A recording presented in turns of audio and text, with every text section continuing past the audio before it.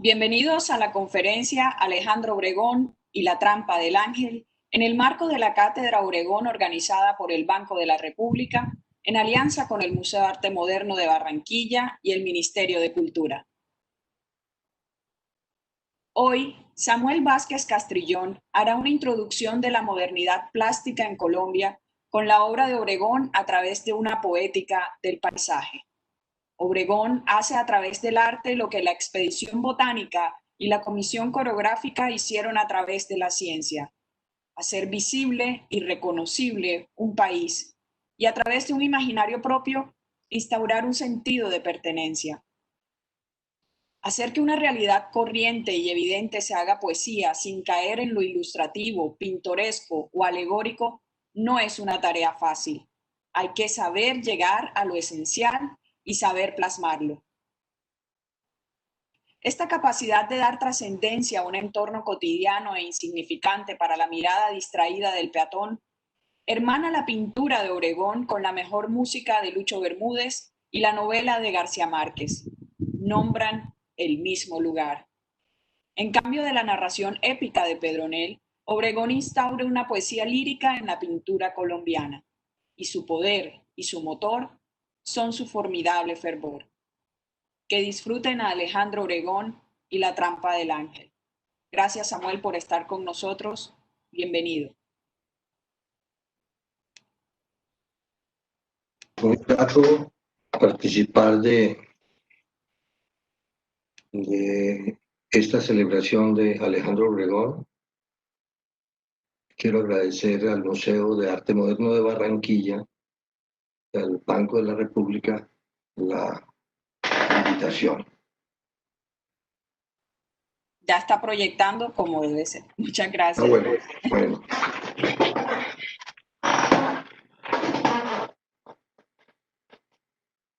En este incierto 2020 se celebra el centenario de los dos artistas que introdujeron la modernidad plástica en Colombia: Alejandro Obregón en la pintura y Edgar Negret en la escultura. Aunque, como todo en Colombia, la modernidad nos llegó tarde, casi en tiempos de la posmodernidad. Alrededor de 1920, brota una alfaguara maravillosa de talento artístico en Latinoamérica. Nace un grupo de artistas plásticos, escritores y músicos geniales. Por esta década nacen, además de Obregón y Negret, Juan Rulfo, Clarice Lispector, Olga Orozco, Gabriel García Márquez, Julio Cortázar, Blanca Varela, Ida Vitale, Héctor Rojas Erazo, Álvaro Mutis, Gonzalo Rojas, Cinquio Vitier, Eliseo Diego, Aimé Césaire, Derek Walcott, Lilla Clark, Gonzalo Fonseca, Jesús Soto, Marisol Escobar, Juan Antonio Roda, Eduardo Ramírez, para mencionar algunos escritores y artistas plásticos. Y a esta misma generación pertenece un grupo de singulares músicos y cantantes como Benny Moré, Enrique Jorrín, Bebo Valdés, Miguelito Valdés, Vicentico Valdés, Orlando Guerra Cascarita, Elena Burke, Omar Portuondo, Graciela Grillo, Tito Gómez, Rolando La Serie, Celia Cruz, Roberto Goyeneche, Tito Rodríguez, Tito Puente, Tite Curet Alonso, Antonio Carlos Jobim, Matilde Díaz, Nelson Pinedo. Desde antes sabemos que el milagro no encuentra explicación ni en las estrellas. Por eso es milagroso. Y como dice Clarice Lispector, la explicación del misterio es la prolongación del misterio.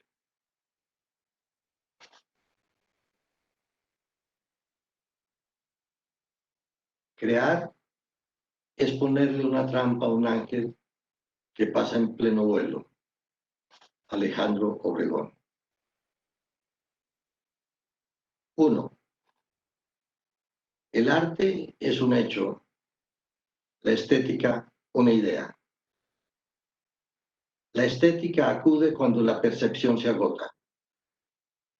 Sin embargo, siempre se da una relación imbricada entre la estética participada y el nuevo hecho artístico que introduce un estado de crisis, un conflicto, poniendo en entredicho la estética aceptada y establecida. La obra de arte nueva cuestiona los modelos existentes y se niega a disolverse en la masa, manteniéndose como la única utopía invencible a través del tiempo. La obra de arte rompe la cadena congruente de preguntas que una sociedad quiere, que una cultura espera, que una comunidad acepta para no ser perturbada. Rompe con la estructura cósmica de lo establecido e introduce un pedazo de caos que nos mueve y nos conmueve. Rompe el universo de sentido compartido de instalado y genera un sentido otro. La obra de arte no es una proclama,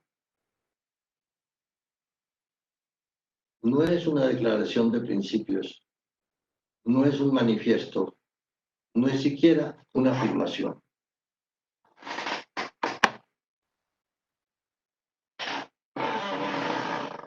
La obra de arte es un documento contra el olvido, es una rebelión contra la mediocridad, es un testimonio de haber estado aquí, como el que dejó Fanny en la pared del cuarto de los esposos Arnolfini.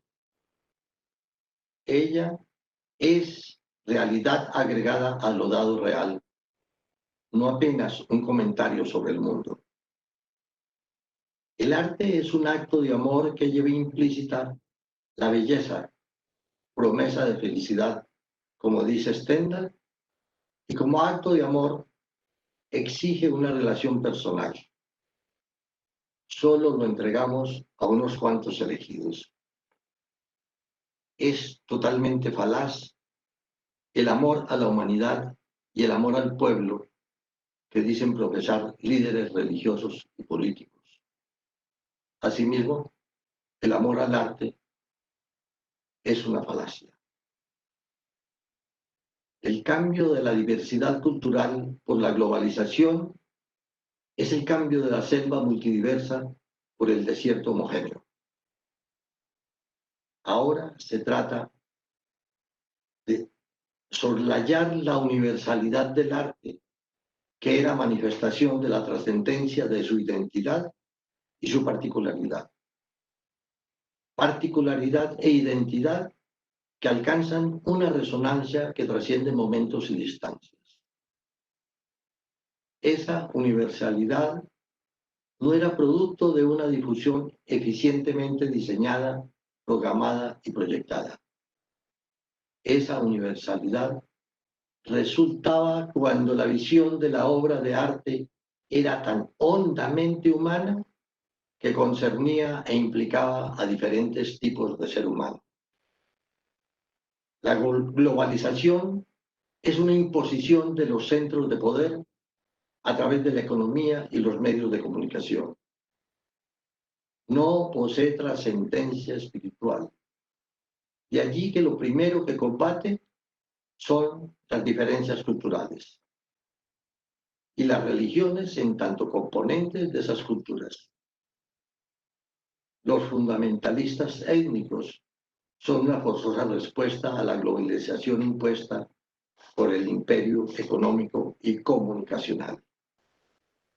El objeto provoca la aventura del ojo y su cómplice en la mano. El ojo es la puerta primigenia del deseo. El pintor transgrede lo real para provocar la mirada. La línea rompe el cerco de la forma La mancha destruye las apariencias, el ojo multiplica los puntos de visión, la paleta cambia el color local para construir una armonía colorística, el pincel borra las texturas del objeto y crea nuevos acabados exclusivamente pictóricos. El espacio es demolido y reestructurado, los volúmenes son rotos para que aparezca el vacío y al final lo que importa es poesía, atmósfera, ritmo. La verdad de la pintura no es comparable. No depende de su fidelidad de copiar lo real dado, de su capacidad de representar lo visto, sino de su actitud de revelación del ver, de la mirada. La mirada se impone a la vista, el ojo al objeto, el hombre a la cosa. Más que la verdad de lo visible, la pintura es la verdad de la mirada.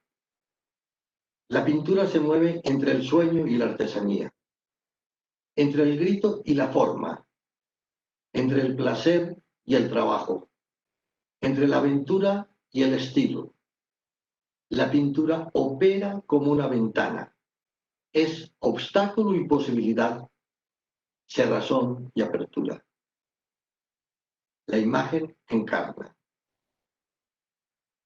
La realidad siempre será más extensa que el arte, pero el arte busca no la extensión de la realidad, sino la intensidad de un pedazo de ella que expresada a través de un sentido poético de las formas, da cuenta aún de lo que no nombra. La realidad no se agota en las formas elegidas, ya sean estas racionales o irracionales, simbólicas o gestuales. Lo que nos ofrece el arte es una realidad insaciable, capaz de recibir infinitas miradas. La imagen es la respuesta a un deseo, o es la pregunta a ese mismo deseo. La originalidad no consiste en mantener nuestra personalidad, sino en realizar nuestra libertad. Toda libertad es original.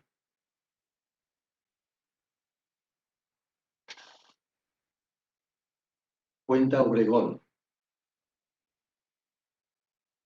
Me hago pintor por contradecir, por rebelión, por ansia de libertad.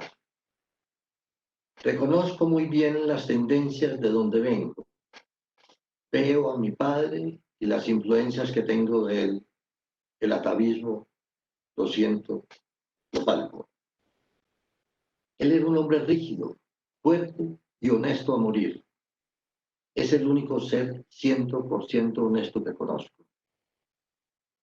Me hizo a los 18 años una pregunta que todavía hoy me hago. ¿Qué vas a hacer, Alejandro? Voy a pintar, dije. Y eso cayó mal, como una racha de frío. Ahora, cuando voy de un tema a otro, vuelve aquella pregunta crucial. ¿Qué voy a hacer? Qué bueno es tener preguntas. Lo mantienen a uno vivo. Tenía 18 años, era un tipo lleno de tendencias, de ansiedades, de tensiones, de mil cosas, todas útiles, pero para la pintura. Me fui al Catatumbo, donde se abrían las petroleras, a manejar camiones de 20 toneladas, a cargar tuberías. Abismos de 4 kilómetros, llenos de magia y misterio, los motilones. Carajo, eso pone a pintar a cualquiera. Cuando regresé del Catatumbo, ya tenía como en mármol la pregunta de mi padre. ¿Te gustó el petróleo? No. ¿Qué vas a hacer? Voy a estudiar pintura. Hablemos mañana, contestó. Al otro día fuimos ambos a la fábrica y nos encerramos todo el día en su despacho. Ni siquiera almorzamos. que sí, que no. ¿De dónde te sale pintar si nunca has pintado? Y yo le decía, no sé, señor, yo no sé, pero quiero pintar. Él me mostraba la fábrica y me decía, todo esto es para ti, se ha hecho para eso, para que seas gerente. Y las lanzaderas sonando al fondo, chas, chas, mientras yo decía, no. Me lleva arrastrando a Boston. Mi hijo quiere estudiar pintura, le dice al director de la academia en Boston, y el tipo me mete en una sala enorme con el discóbulo de Mirón a copiarlo, a copiar esa vaina. Yo tenía todavía callos en las manos del camión con los tubos del Catatumbo. Con un carboncillo hago un garabato y se lo llevo al director. Y él le dice a mi padre, lo siento, pero su hijo no tiene talento para esto. Salimos a caminar con mi padre y él se mete la mano al bolsillo y me entrega un tarugo de billetes. Toma, me dice, yo tengo negocios en Barranquilla, tú verás qué haces. Algo muy extraño y muy grande, algo que apenas podría traducir en pintura. Me puso contra la espada y la pared. Al día siguiente se fue. Me inscribí en el sótano del Museo de Boston con Miss Leverage. Ella dictaba sus clases para niños de 6, 7, 8, 10 años máximo. Y yo tenía 20, el bobo de la clase. Recuerdo lo que decía. Ahora, niños y Mr. Obregón, 2 meses duré allí hasta que me harté de pintar acuarelitas. Y un día me encuentro de nuevo con el director de la academia, me reconoce y me pregunta si aún quiero estudiar pintura. Me entrega lápiz y papel y me mete en una clase. Ahí comenzó todo el lío. Salí de París por una cuestión de espacio vital, por no encontrar un taller adecuado y me trasladé al sur de Francia, a un pueblo llamado Alba-la-Romaine, en Ardèche. Un día quise hacerle un homenaje al gallo francés, al cantaclaro. Cuando lo hube acabado, se lo mostré a mi vecina, una campesina llamada Madame Vincent. Se quedó callada, mirándolo, y después me dijo, Monsieur Obregón, tal vez en su país los gallos son así, pero en Francia le aseguro que no. Fue entonces cuando comencé a preguntarme qué hacía yo ahí pintando gallos. De eso surgiría mi serie de los cóndores, un animal que me quedaba más cerca, el símbolo de mi país, de los Andes. Un día fuimos a la Escuela de Bellas Artes en Bogotá, un grupo de 6 pintores, entre los que se encontraban Grau, Ramírez Villamizar y Gómez Jaramillo, con una carta de protesta contra la situación profundamente académica en la que vivía la facultad y para la que habíamos recogido 150 firmas. Tras leerla, el rector nos preguntó quién de nosotros era el más joven. Resulté ser yo, y así me vi nombrado director de la escuela. Allí empezó todo aquel entusiasmo. Realicé un cambio total del sistema, eliminando a los viejos profesores, cosa de la que no me sentiría capaz hoy. Se creó una situación muy dinámica, la escuela no cerraba nunca y todo el mundo iba a trabajar.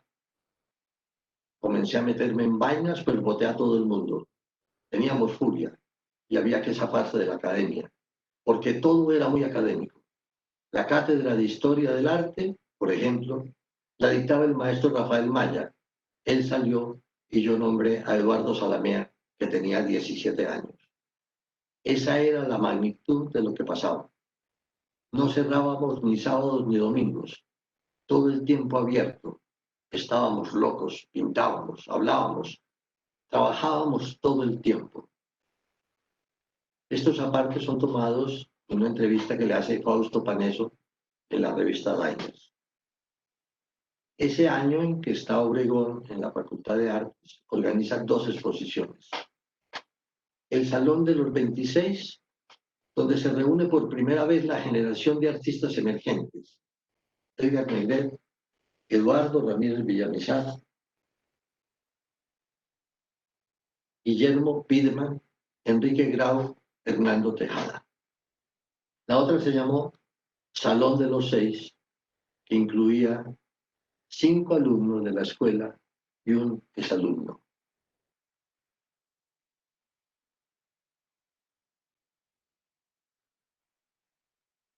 Son los artistas chinos, a partir del siglo V, quienes introducen el paisaje como elemento pictórico por influencia del budismo y su concepción de la naturaleza. En Europa es Jan van Eyck uno de los primeros en introducir el paisaje en sus pinturas. En La Virgen del canciller Roland, el paisaje aparece atrás a través de una ventana, pero no alcanzó categoría de género pictórico hasta el siglo XVII en Holanda, donde se desarrolló una importante escuela paisajística representada por artistas como Jacob van Rietveld.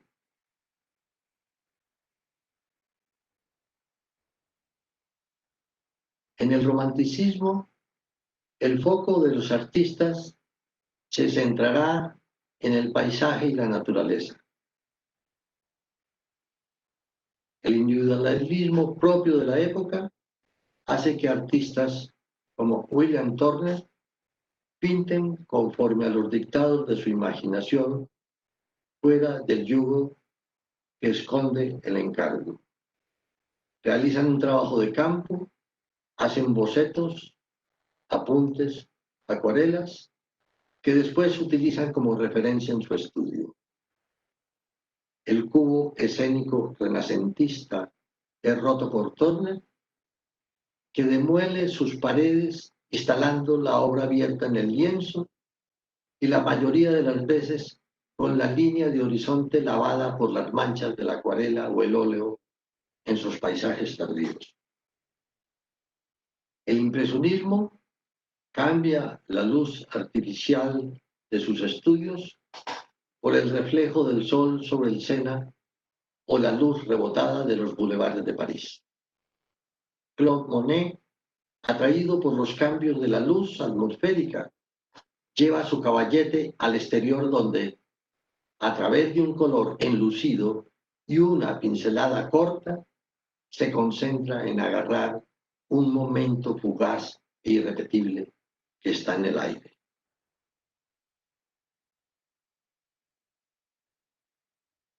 Por lo reciente de nuestras artes y ante la carencia de ancestros pictóricos legítimos y significativos, varios historiadores nuestros han recurrido a la exposición botánica y a la comisión coreográfica para ostentarlos como acontecimientos fundantes de nuestras artes plásticas y visuales. La expedición botánica, aventura maravillosa, trajo al primerísimo plano un pequeño pedazo de la naturaleza exuberante y salvaje de esta geografía, una hoja, una flor, y así pudimos adquirir un sentimiento de territorialidad propia, de identidad nacional, gracias a un atento y cuidadoso trabajo documental. Este trabajo científico buscaba la objetividad plena, evitando a toda costa que interviniera cualquier tipo de interpretación, castrando cualquier sensación emocional o estilística. Esta neutralidad científica les otorga honestidad, pero les niega mirada, voz propia. La fidelidad imparcial desplaza a la inspiración y a la imaginación de manera perentoria y tajante. Aquí no hay transformación, composición, sabor ni atmósfera, ingredientes fundamentales en el crisol del arte. Y es que hay una diferencia esencial entre una flor de Francisco Javier Matisse y una flor de Juan Antonio Roda.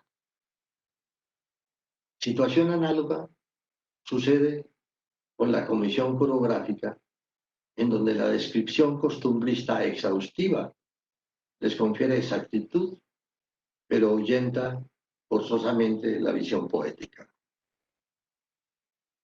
Aunque abundan en Colombia glorias municipales de paisajistas que no trascienden el primer peaje, hay un puñado de artistas que han pintado paisajes que son fundamentales para el arte colombiano y que debieran serlo para el arte de América Latina.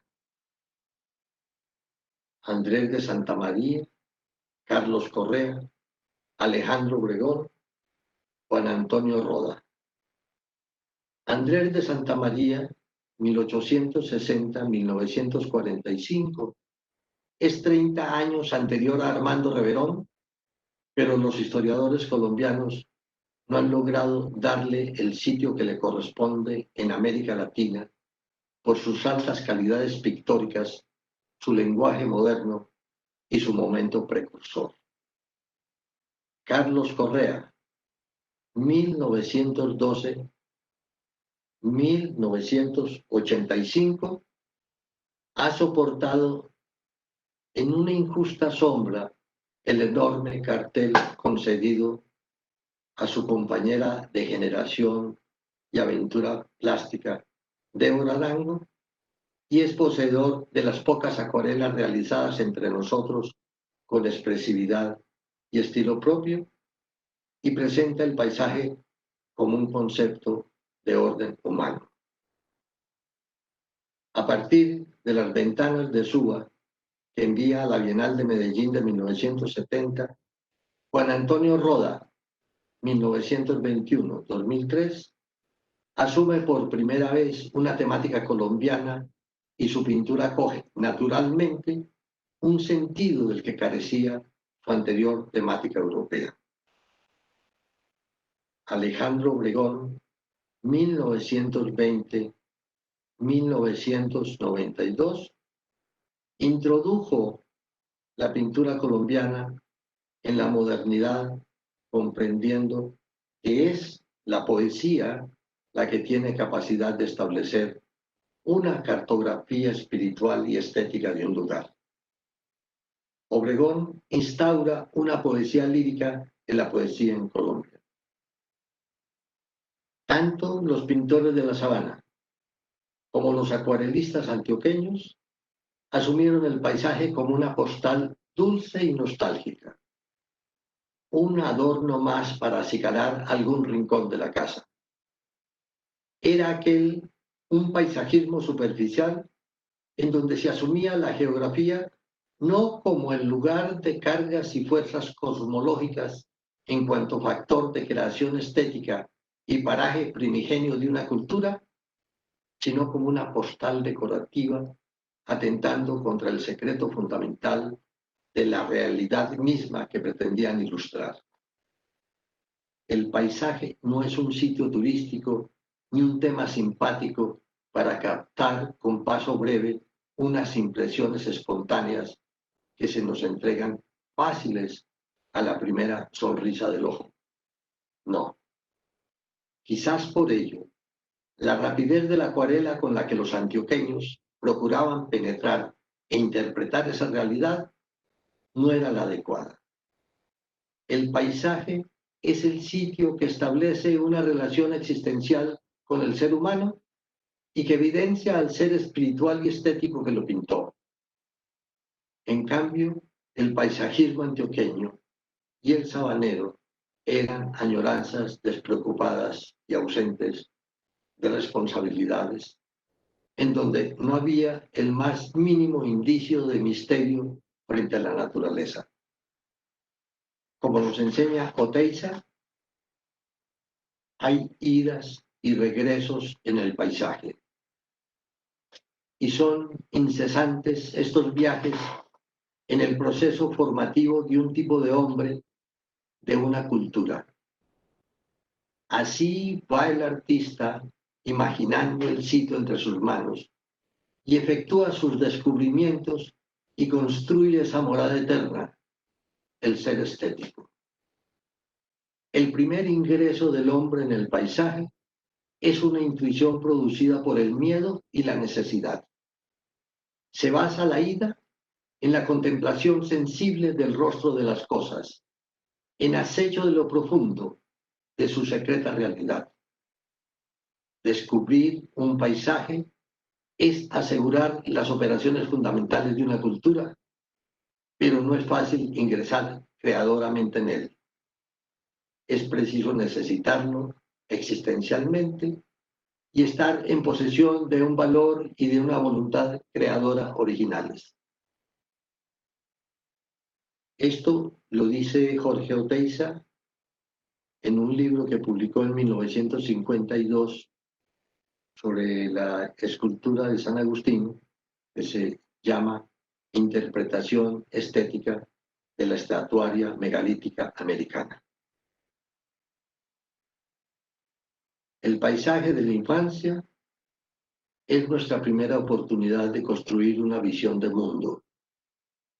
Ese paisaje de la infancia, que nunca se deformará en postal, se asume como un arquetipo con el que soñamos y con el que evaluamos los paisajes adultos, nuestros entornos posteriores. Dice Bernard en Mito y Pensamiento en la Grecia antigua que la no madurez vive en estado de paz en las faldas de su madre como niño grande. La relación entre país y niño es íntima y llega a constituir una indestructible sinonimia espiritual. País y paisaje son construcciones vivenciales, no políticas, y como sabemos, vida y política, geografía natural y geografía política casi siempre son opuestas. El paisaje requiere, más que punto de vista y que punto de fuga, una inmersión entrañable. Tener punto de vista es distanciarse para enfocar el tema, para encuadrar adecuadamente el documento. Tener punto de visión es alejarse, es tacharse a sí mismo, no participar. Por el contrario, el paisaje reclama una inmersión. Demanda que el hombre renuncie a considerarse su dueño y que reconozca al árbol como su hermano. Poseer la naturaleza, hacerse propietario de ella para dominarla, casi siempre ha resultado un brutal proceso de destrucción vital, ecológico y visual. En una mirada general a la obra de Alejandro Obregón, se distinguen tres periodos principales. El primero es un periodo pseudocubista de 1953 a 1957, donde la geometrización de la forma prima sobre el color y donde la pincelada funcional controla la gestualidad en bien de una nítida construcción composicional. El espacio es interior y las formas geometrizadas de mesas, utensilios, objetos, animales y figuras se someten a un sutil cubo escénico. Es este un periodo prepoético donde más que un experimento de laboratorio, como dicen algunos, en la tela de Obregón se libra una batalla entre la cultura europea que ha recibido en su estadía en Francia, representada en ese momento de la modernidad por el cubismo que exhibe ostentoso sus bodegones fragmentados y que influencia a muchos pintores latinoamericanos desde Rivera hasta Pettoruti. Y la cultura latinoamericana con su realidad salvaje, innombrada. La primera batalla a favor de Latinoamérica en la pintura de Obregón se logra rompiendo la pared del fondo del cubo escénico y dejando ver el mar Caribe en su bodegón frente al mar de 1957, donde una vigorosa mancha azul se apodera de la parte posterior de la escena y culmina en 1959 con su bodegón marino, donde el mar azul ha inundado la estancia pictórica y el paisaje toma posesión de la tela, convirtiéndola en un espacio abierto. Lastimosamente, no pude obtener estas imágenes para mostrarlas hoy.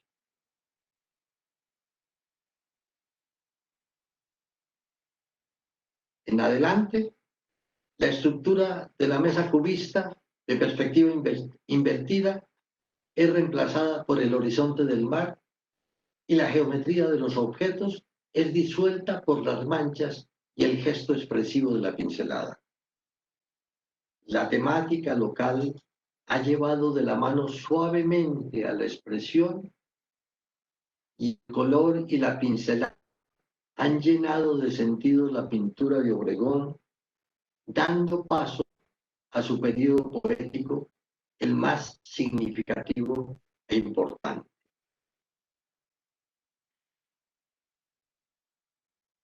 El segundo periodo poético, cuando define sus temas, sus materiales, sus herramientas, su tratamiento y alcanza potestad y dominio sobre ellos, lo que lo hace diestro en los medios adecuados a su expresión. Este conocimiento exhaustivo de los medios materiales y técnicos despliega ante él un vasto campo de libertad gestual y formal y colorística.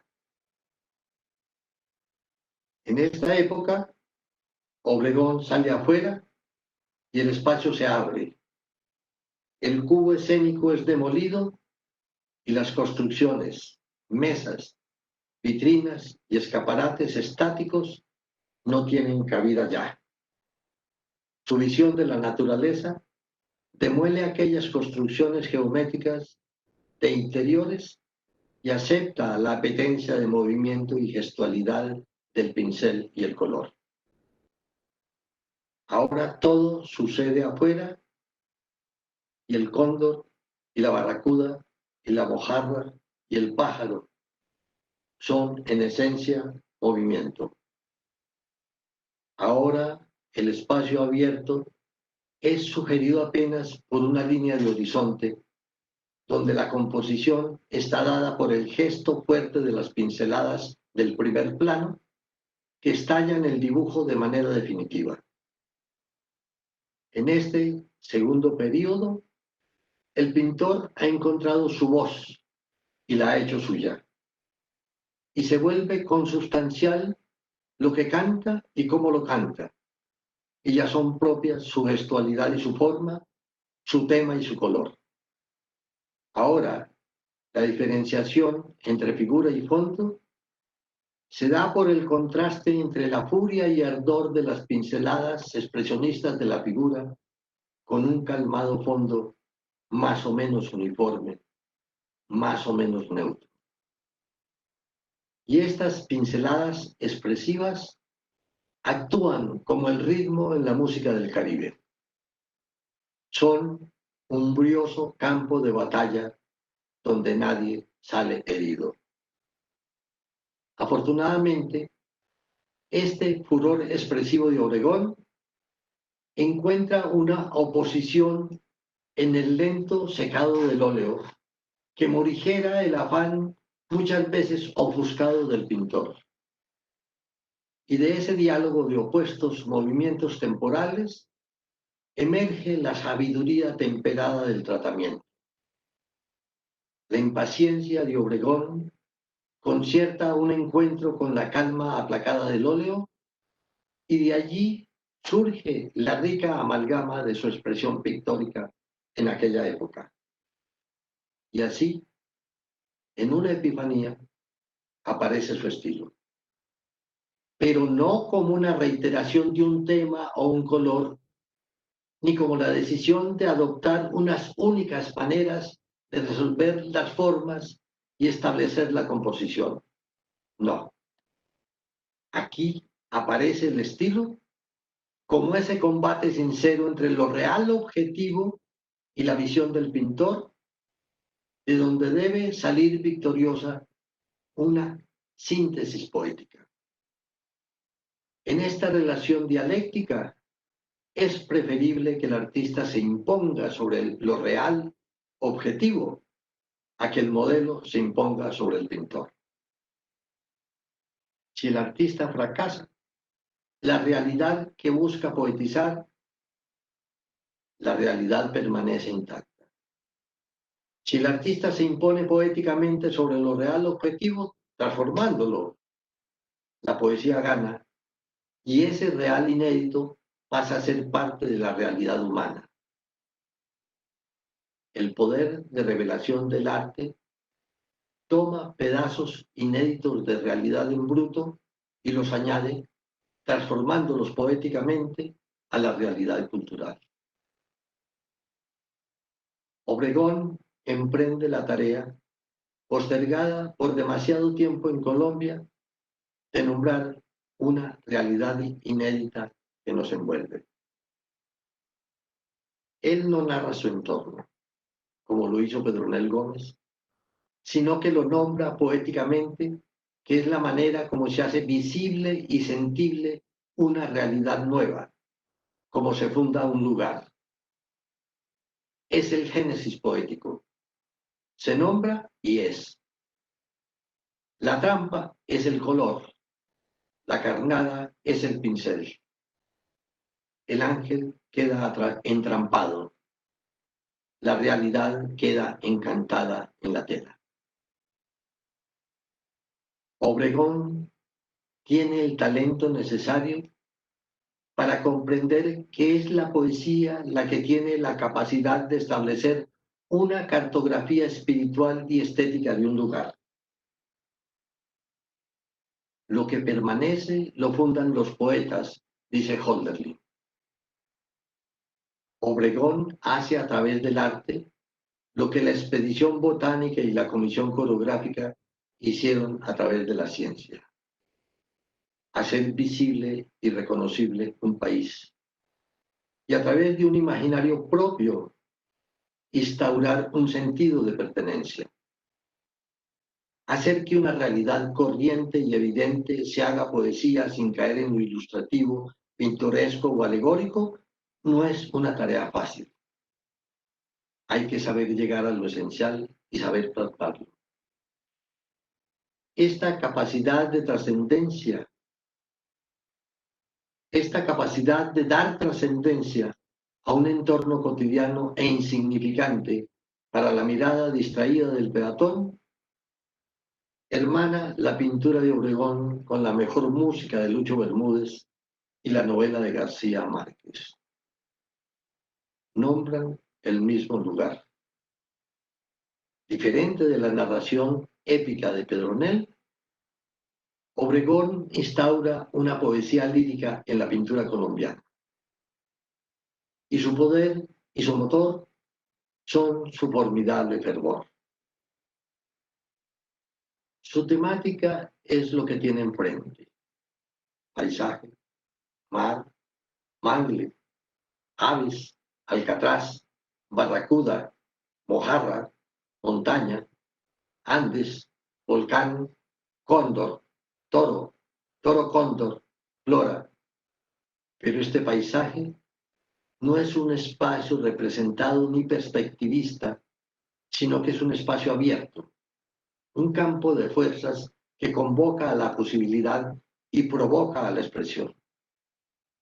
Este es un paisaje que afirma y confirma un lugar, una vida, una pertenencia, una cultura, a la vez que rompe con los cánones y paradigmas del paisaje dulzarrón y pastoril de los paisajistas de la sabana y los acuarelistas antioqueños. Aunque Frank Hals y Goya ya son modernos, quizás la ruptura más evidente dentro de la pintura representativa la introdujeron Turner, Daumier, Manet, Monet, Van Gogh, Ensor. Con ellos, la pintura se hace más pintura y menos representación. La pintura se mira a sí misma, muestra su gestualidad, hace evidente su materia. La motivación, tanto como el tema, es el hecho de pintar. El talento del artista está concentrado en el quehacer pictórico, más que en lo que representa. La pintura que era un medio, ahora es un fin. Lo que se quería abandonar era el relato a través de la ficción o de la ilustración, y su hedonismo exacerbado en el parecido alcanzado y el deleite liviano del ojo.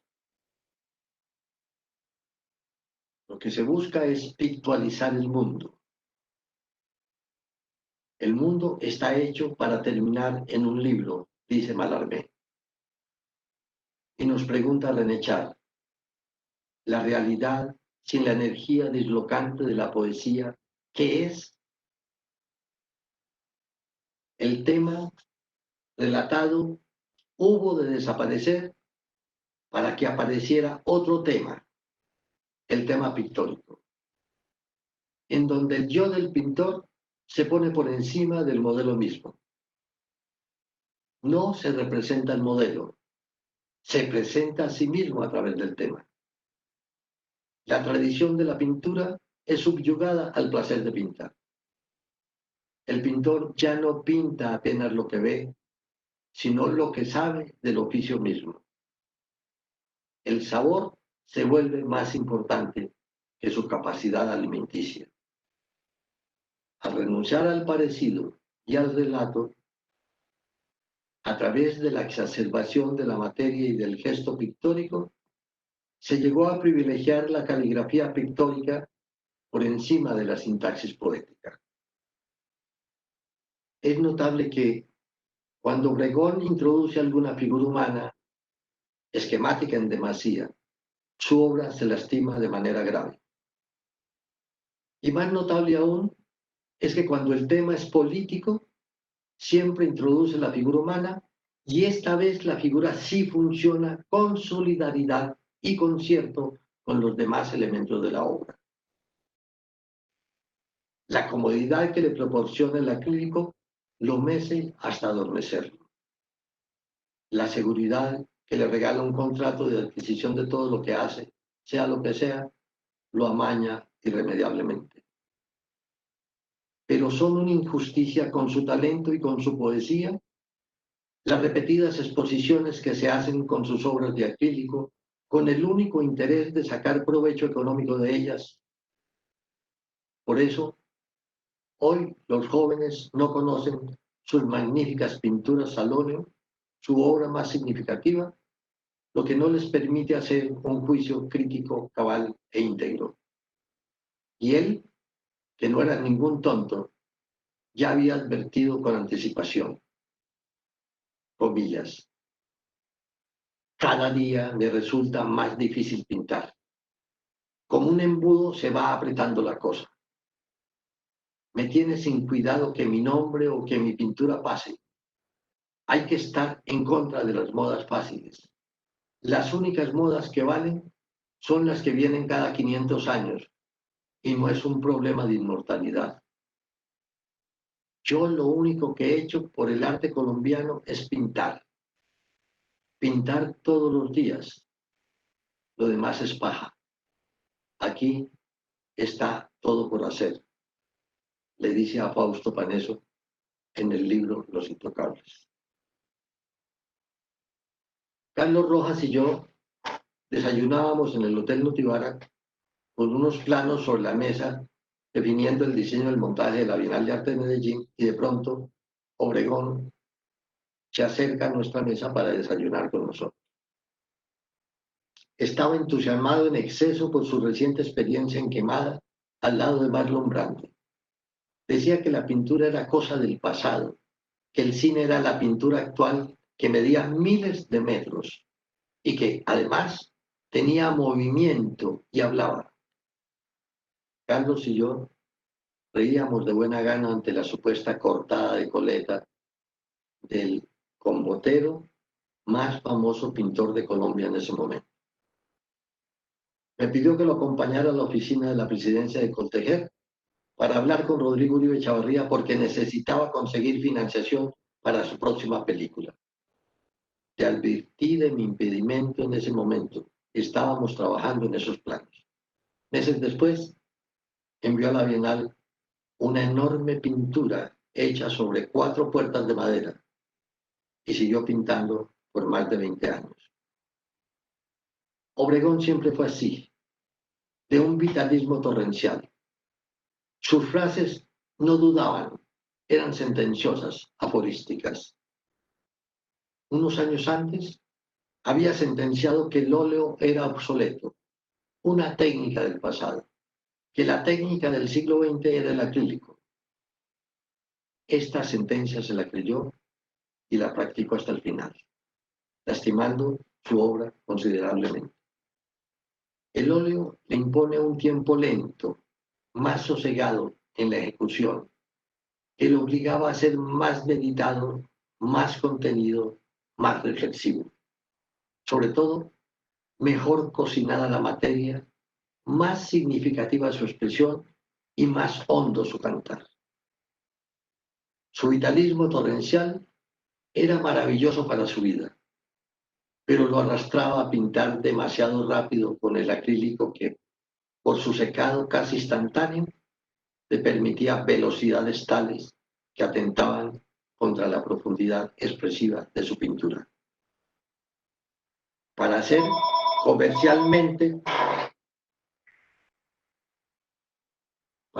comercialmente competitivo el acrílico, las casas productoras ofrecían una gama casi infinita de matices, valores y tonos, que con el óleo se tenían que obtener por mezcla del pintor mismo en la paleta, lo que hacía que los colores de las pinturas al óleo fuesen más cocinadas, más personales, más primos. Por todo esto, es indudable que su periodo más rico y expresivo es el comprendido entre 1958 y 1966, antes de adoptar el acrílico. Muchas gracias. Hasta aquí este texto y esta presentación. Gracias por acompañarnos desde Envigado con todas estas experiencias y este legado de Alejandro Obregón. Normalmente, después de la conferencia, como te comentaba, hay una ronda de preguntas. Entonces, invitamos a los participantes para que... Creo que ahí están todas las respuestas. Sí, la verdad. En lo que acabo de decir están todas las respuestas. Samuel, por favor, dejemos de compartir para que podamos apreciarte mejor. En detener compartición.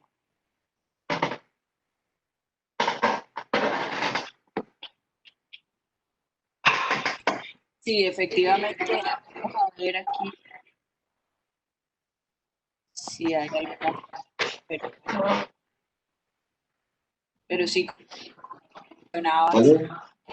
todas las respuestas están en la disertación que tenemos.